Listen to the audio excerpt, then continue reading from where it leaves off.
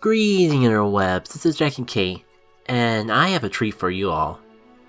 My next Pokemon series, being streamed on Twitch, twitch.tv/JackandK, is Pokémon Colosseum, with a twist. Before I get into the details of the sweet as ice cream twist, you may notice that I'm doing things a little bit differently from the Let's Go Eevee series, at least when I went over to Twitch with it and uploaded the VODs over here. At least for these first few videos of the first livestream I did, I think I'm actually going to take the time to cut it down a bit, trim out a little bit of fat. Won't be bam funny moment, but I can at least cut out some of the dead space, cause oh boy, you thought battles went on for a while in Let's Go Eevee, and I dragged out commentary more than they should. I felt like I actually had dead space in this first live stream, and maybe some of it was just because it was the first episode and I was doing it without anyone in chat. But as much as I love the GameCube games, I will fully acknowledge that battles kind of have a tendency to drag out a little bit longer with them. And it's not necessarily a bad thing, because a big reason that happens is in the Colosseum games they have full-fledged Pokemon Stadium animations. So it's cool to watch, but they take a while to go through, battles take a bit longer, and I was already pushing my luck with Let's Go Eevee as is. Maybe I'll go back to full VODs in the future. It's a combination of how much time I'll have to edit versus how much I can make the commentary entertaining without cutting away. As for the game itself, we'll be going back through the Orre region to visit Pokémon Colosseum. This time though, all the Pokemon are randomized, including their moves. It's technically not a true randomizer, but everything is shuffled, including the Shadow Pokémon. We may even have an opportunity to have party members that didn't exist in either Colosseum or XD. Now I can see two questions that are on your mind. Question number 1, Jack and Kate, how do you do this? Magic. Let's just say I have a magic GameCube. After all, a true magician never reveals their secret. Lame excuse. Second question, why? There's a lot of factors, and honestly this was something I wanted to do for a long time. But if you know how this process works, you may understand my hesitation. I've actually seen at least 2 different people do randomizers for this game, and there's a third coming to mind but I can't quite confirm. And they were fun to watch. It just injected a new sense of life into this game that I honestly had a hard time going back to since Pokemon XD came out. Which is a shame, because there are things about Colosseum that I still stand by. They do better than XD itself. It's just that I had a preference towards the things that was different from in XD from Colosseum. I think my first playthrough of Colosseum on YouTube kind of suffered because of that. And the communities that I'm connected to have kind of shifted over the years. So there's probably a lot of people in my circles who've never heard of Colosseum or XD before I started talking about them. Especially with how connected I am to certain parts of the Pokémon Go community. So I figured this would be a perfect way to revisit a childhood classic, while not only getting to share with the Pokémon Go community the origins of Shadow Pokémon themselves, but be able to spice it up in a way that would allow me to re-enjoy it like it's a brand new game in and of itself. But alas, I've probably chewed your ear off well past the intro of the game proper, so hope you enjoy. Biggest thing was just like, Colosseum gets stale for me, but I can't think of a better way to make it not stale than to completely mess around with what Pokemon appear, what Pokemon we get throughout our adventure. Man, like, yeah, those of you who are fans of Pokemon Colosseum may notice something a little bit different. And God, like, please, oh please let me know if things are if anything's too loud, because this is definitely loud on my end. Is it just my imagination, or I don't think I had to worry about Golbat and Superpower in the past. But I think I'm having, like, this Caterpie is just, like, so fun. I can see myself playing around with it way more than I should. Just, despite its, like, terrible stats, it's got a really crazy move pool. So I'm kind of really excited to see how it works out. I guess I could talk a little bit about the mechanics of it. I said I am kind of like all over the place. I don't even know where to frickin' start. I guess what is worth knowing is like the person that set up this randomizer has like 5 different seeds. Because it's not a true randomizer, I suppose. What it is like there's like 5 different ways that the Pokemon can be shuffled. So if you play that same quote-unquote seed as someone else did, it would be the same, regardless. And I can't believe that I just picked the very first one and it managed to so far be different from every other one that I've seen, which is exciting for me in of itself. Because part of my concerns included like experience the same thing that I've already experienced for someone else. But nah, as far as I'm concerned, this is a fresh experience in of itself. And what was like, and I think I already mentioned like how I think this is gonna be a great way to actually enjoy this game again. Man, like I can't wait until we get our first Shadow Pokemon. Cause yes, even the Shadow Pokemon are shuffled. And I think that's the hypest part about this whole thing. Cause like, just the way that these games work, the pool of Pokemon you get throughout your adventures are very limited. Just with Colosseum, this is like a side mode of their traditional Pokemon Stadium sort of game. So it's short for an RPG at least. And the number of Pokemon you get throughout your adventure is very limited. So actually being able to relive it all again can be a... Oh shoot, I forgot to heal.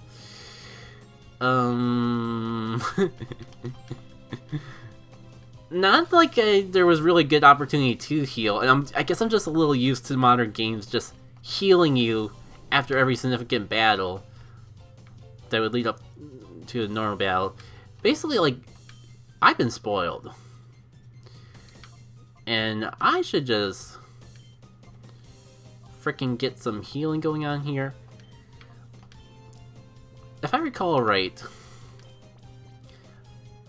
I think the Nidoran that used Crush Claw is the only Nidoran of the set that's an actual threat. So once we get rid of that, we shouldn't have to worry about anything going forward. This freaking Nidoran has all the threatening moves, while Nidoran male is just standing there looking pretty. So if I actually confuse that one, I think we'll be set.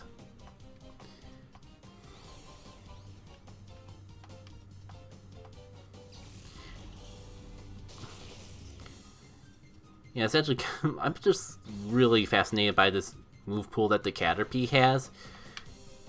It has evasion boosting, defense boosting, Thunder Punch, which doesn't really squat because of stats, but like I guess you can... But you can get paralyzations out of it or something. I could have sworn like I saw that Nidoran like really hurt before. And I never did figure out which one of Ponia's moves are actually the strongest. These are both 65. But this is physical, this is special. Oh yeah, this is Gen 3, so all of these are special. Almost forgot about that. Even Crab Hammer, which I think is gonna work okay for this. Like, my Ponia's special isn't that terrible. I think we can still make this work out just fine, and it's the strongest move we have, so I really don't see a reason not to go for it.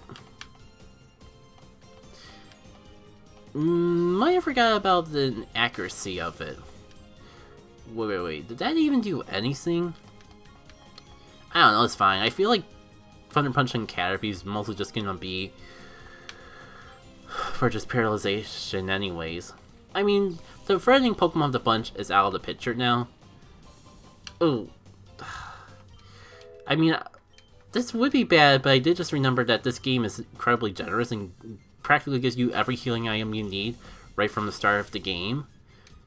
As you saw what I have in that super potion right away. It's just that you never really need to worry about them before, but it's especially helpful in this particular game mode, considering like the game with the Pokemon being randomized, you can't just have like their entire team built around the concept of Pokemon that you would normally just one-shot with an Espeon or an Umbreon. Yeah, like, in hindsight, I kind of wonder how much I dragged that fight out in of itself. Because, like, I did, like, spend that time setting up that probably wasn't necessary. If I just use... Hindsight is 2020, though. At least, like, the battle was stalled out for so long that we caught the attention of literally everyone in town as totally not kidnappers. Gonna have to just get away without their kidnappee. And we can move along with our adventure right away.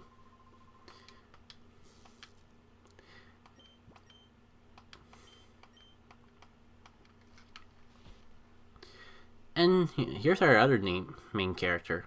Oh, thank goodness I'm saved. Where is this?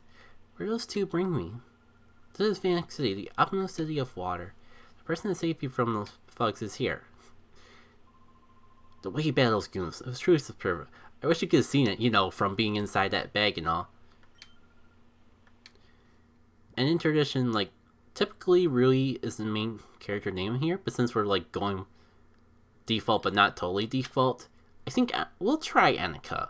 I actually don't think I've ever named our assistant character here, Annika, before.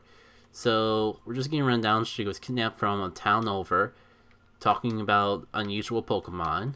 I kind of spoiled the whole Shadow Pokémon thing as is already. It's been a while since I've last played this game. I think the last time I played it was when I actually did the Colosseum LP. So I forget like how long it takes to really get into the action in the game. But then again, as an RPG, it's unfortunately not that uncommon of a trope for it to take a little bit. You gotta get introduced to all the elements of the game somehow or another.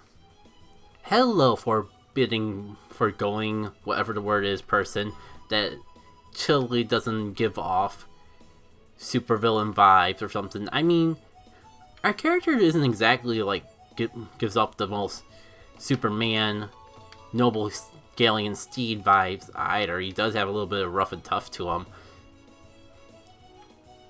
and that's one thing I like about this game. Our main character is kind of just sort of an anti-hero, and that's something that doesn't really get explored too often in the Pokemon series. More on his backstory a little bit later, and it's coming up so close, like, I might as well wait and not spoil it. I saw it! Saw it? What did you see? Particular Pokemon. That's not quite right. Black Aurora, and it was like a fighting machine, and it would attack people. Yeah, this guy was, I forget if it was the podcast, or, no, I think it was on Pokemon Go podcast, or when I talked about Shadow Pokemon trivia and just gave a little backstory on what a Shadow Pokemon was. No, actually, that might be a little spoilers for one that I'm going to submit to them in the future. I got a little confused of what I recorded and what I sent in already. But yeah, like, there's just... It doesn't play into the gameplay as much as you would think with how much they hype it up in the story, but they do talk a lot about Pokemon attacking people in the story itself, especially like early on in that. And it's like another thing that you don't really think about. These villains are like making Pokemon do extraordinary, doing things that like kind of push the limits of what even past villains and to some degree future villains do. There are definitely some elements that Pokemon games actually explore well. Or I mean like newer Pokemon games that explore that older Pokemon games don't. Like... Oh hey, villains from this game. Funny enough, these aren't even the villains that I was mostly talking about. Yeah, reckon Hile isn't for you, so you snagged the snag machine? You got some nerves. Who are these people? Are they Team Snag'em? And what do they mean by traitor? Yeah! I wasn't thinking about the anti-heroes thing. Our protagonist used to work for Team Snag'em. In fact, our protagonist was the one that did the majority of the snagging from actual people. He's the one that actually, like, made it. It's both for trainers. When trainers put a snake machine on there, their Pokeballs are converted. Ordinary Pokeballs turn into snake balls, so you can steal Pokemon from their trainers in battle. So, it's a little bit of my headcanon, and based on the way they keep talking about how he's the best trainer and all that, it's the headcanon that might as well be canon in my head. But, here we go. Let me finish my statement first and foremost. He's the best of best, so he probably is the most capable of actually stealing some of the more powerful Shadow Pokemon. I guess if this was a normal playthrough of Colosseum, that we would see later on the adventure. But I just remembered it's a randomizer, so like, as you can tell by the Magby, that's just cute little Magby hanging out with this evil organization all together. We could be in for a bit of... We're not going to be able to just like spam coughings with confusion and all that and just go along our merry way. And now I just realized we have a tough choice coming ahead. Do I want to like evolve the cute little Caterpie? Or do I want to just like see how long I can go for this adventure with just a Caterpie? I say that out loud, but I think it'd be for the best to just at least get Butterfree out on the field and see how this unorthodox set works in that particular scenario. I do feel like we kind of lucked out though, just with the whole concept of freaking having Crabhammer and having two Pokemon that just get obliterated by it. We kind of... I don't know if the Pinky and the Brain would be a good set. There's probably a better, like, Brain vs. Brawn team combo that I'm not thinking of at the moment that these two have. They have, like, a chemistry of just, like, you be annoying and I'll do all the heavy work. So, as much as I want to keep you as a cute little Caterpie, I think, like, Metapod time is the time. And yeah, it's not... Like, the Colosseum randomizer is a lot more stiff than than a lot of the randomizers out there for other games, so we're not, like, gonna have, like, Caterpies involve into Rayquazas or anything crazy like that. I'm actually surprised that this randomizer actually randomized all the moves on top of that, perfectly honest. So yeah, like... I don't know, like, it's so implied, I don't know if there's a way to work around the concept of, yeah, our heroes actually battled other trainers and actually stole Pokemon away from them. And I guess, like, to get away with it for a Pokemon game, because it's just, like, all in dialogue and not really talked about. Anyways, really was just giving us the rundown of trying to take advantage of the fact that we used to be able to snag away Pokemon from trainers. I'm not quite sure what she's up to, but we can at least, like, go around and look for them, I suppose. Now, like, this is something that I wouldn't be surprised if we got caught up in. I'm surprised I actually remembered.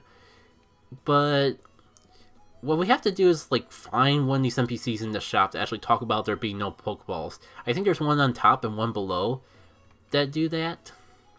But once you get the queue of, like, oh, there's no Pokeballs here, but I did hear they used to sell them at the outskirt stands, then you can actually go back over there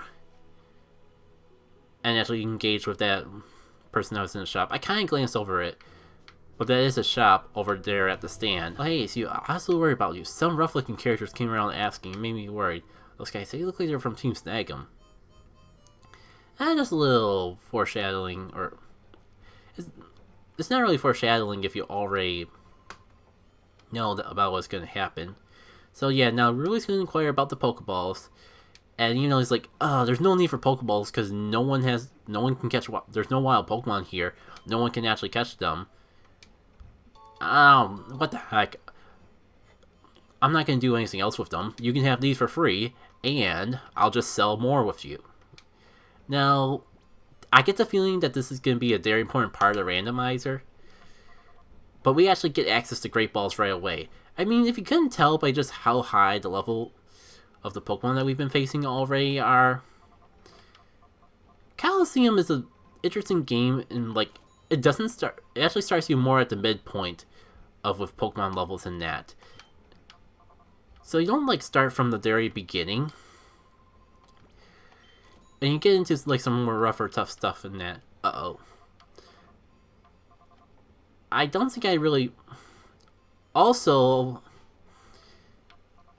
I kind of wanted to have potions for this, and also I just remembered after I was freaking buying the Pokeballs that there's a trick you can do that does negate the factor of Pokeballs altogether, so I probably shouldn't have spent all my money on Pokeballs. Ah well, we'll play around with it.